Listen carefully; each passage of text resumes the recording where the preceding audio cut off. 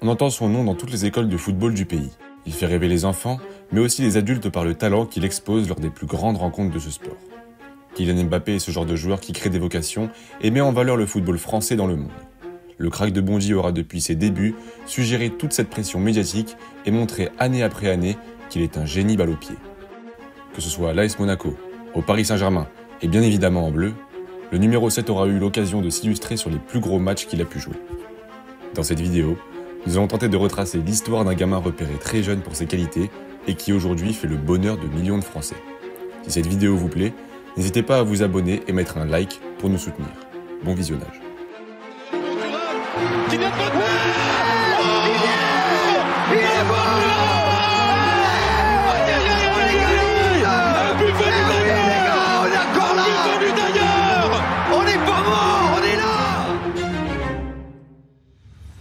Si beaucoup de monde a connu Kylian Mbappé à ses débuts avec l'AS Monaco, il est intéressant de rappeler que le joueur est passé par l'un des meilleurs centres de formation français, l'INF Clairefontaine. L'Institut national du football a vu passer de grands noms comme Thierry Henry, Hatem Ben Arfa ou encore Nicolas Anelka et est une véritable mine d'or de jeunes talents. À l'issue de cette préformation, il est en contact avec plusieurs clubs qui souhaitent l'attirer, et notamment le Real Madrid. Il ira même passer des essais sur une invitation du club, mais c'est finalement à Monaco que le Français posera ses bagages. Une fois sur le rocher, il poursuit sa formation dans les catégories jeunes et fait parler de lui. Bien qu'il commence à être sélectionné avec l'équipe de France des moins de 17 ans, son temps de jeu ne le satisfait toujours pas. Sa relation avec Bruno Irles, à l'époque formateur au club, est dite comme froide qui ne le fait pas systématiquement jouer. Le technicien revient en 2020 sur ce passage. Oui, j'ai été exigeant parce que j'étais dans mon rôle de formateur, sur différents aspects du jeu comme je l'étais avec Mbappé, mais aussi avec les 199 autres joueurs. Aujourd'hui, c'est un grand attaquant français et il l'a démontré. Je ne peux que saluer son début de carrière. Des mots qui mettent en valeur le joueur qu'il a su devenir, mais avant cela, il a fallu qu'il montre ses qualités dans les équipes de Monaco. D'abord avec les moins de 19 ans où il enchaîne les buts, puis avec l'équipe réserve qui évolue en National 2. Ses prestations sont convaincantes et lui offrent le 2 décembre 2015 sa première apparition avec l'équipe première. Ça y est, à 16 ans, le phénomène est en route et sera un peu le modèle de ces nouveaux joueurs qui ont la chance de côtoyer le plus haut niveau aussi jeune. Il bat les records du club en termes de précocité. Plus jeune buteur et plus jeune joueur sous le maillot professionnel, ce qui lui offre son premier contrat qui le lie avec le club jusqu'en 2019. En parallèle, il revient jouer avec les U19 pour remporter par exemple la Gambardella ou encore en équipe de France pour ajouter le championnat d'Europe des moins de 19 ans à son palmarès. À l'été 2016, l'Europe a déjà compris qu'il y a un truc en plus chez ce joueur. Monaco refuse alors différentes offres afin de continuer à polir ce diamant. Quelle bonne idée! Il participe au triomphe du collectif monégasque, composé à cette époque de joueurs d'exception. Aux côtés de Falcao, Bernardo Silva, Lemar ou encore Fabinho, Mbappé éblouit le football par son talent. Il découvre la Ligue des Champions et offrira quelques matchs qui resteront dans l'histoire du club, comme contre Dortmund ou encore Manchester City.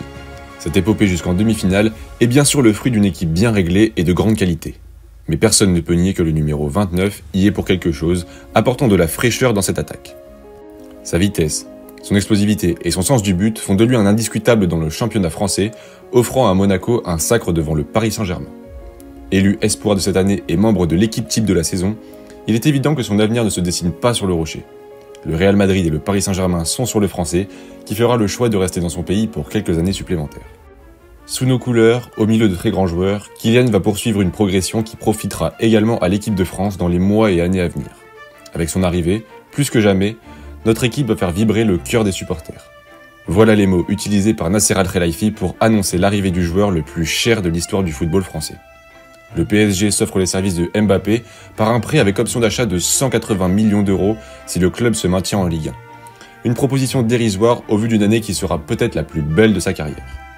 Dans le championnat français, il a besoin de trouver ses marques au sein d'un collectif plus que riche. S'il marque son premier but face à Metz et est un titulaire indiscutable d'Unai Emery, il manque quelquefois de régularité. Aux côtés de Neymar, arrivé lors du même mercato, ils font rêver l'attaque parisienne que ce soit en Ligue 1 mais aussi sur la scène européenne. En décembre 2017, il termine 7e au Ballon d'Or, symbole une fois de plus de sa précocité en devenant le plus jeune joueur à rentrer dans le top 10. Mbappé et les siens se sortent facilement des phases de poule de la Ligue des Champions et font face à l'ogre madrilène dès les 8e de finale. Une déroute totale où le club s'incline au cumul des scores par 5-2. Cela n'empêche pas l'équipe de la capitale de s'offrir le trophée du championnat, mais aussi la Coupe de la Ligue, compétition encore existante à cette époque. Son statut d'espoir de Ligue 1 et ses qualités lui offrent un ticket pour la Coupe du Monde 2018. Il est évident que l'équipe de France et Didier Deschamps ne peuvent se passer d'un tel joueur pour le plus gros événement sportif de l'année. Dans un groupe composé de l'Australie, du Pérou et du Danemark, les Bleus s'en sortent parfois de justesse mais sont menés par un collectif très soudé. Le 8e de finale face à l'Argentine restera sans doute une des rencontres les plus marquantes de cette compétition où Mbappé s'illustrera par 2 buts et 1 passe décisive. Ses pointes de vitesse impressionnent le monde du football et cela ne s'arrête pas là. Lui et les siens se défendent de l'Uruguay et de la Belgique pour faire face à une belle équipe croate en finale. Trop fort. 2 mots qui définissent très bien le 11 français lors de ce match. Dans une rencontre totalement maîtrisée, l'ancien monégasque s'offre même son but d'une superbe frappe de 25 mètres, devenant ainsi le plus jeune joueur à marquer en finale de Coupe du Monde, après Pelé. Il revient de ce tournoi dans une forme remarquable et offrira aux yeux du public français une saison digne des plus grands. Les fans du pays se ruent dans les stades et les remplissent pour voir jouer le Paris Saint-Germain de Kylian Mbappé et de Neymar. Le nouveau numéro 7 enchaîne but sur but, se classe en 4e position au Ballon d'Or et récolte le trophée Copa récompensant le meilleur joueur des mondes 21 ans. En parallèle de cela, la Ligue des Champions ne se passe pas comme souhaité et aboutira à une élimination frustrante face à Manchester United. Le PSG n'y arrive pas. Même si le club excelle en Ligue 1, ce n'est pas là que l'objectif se trouve, qui réside bel et bien dans le fait d'aller chercher ce sacre européen. Il termine la saison en Ligue 1 avec des statistiques folles. 33 buts, 9 passes décisives, un trophée de meilleur joueur et meilleur espoir font de lui un des footballeurs les plus en vue de la planète. Lancé dans une course au record de précocité, un phénomène mondial va venir ralentir la sphère du football.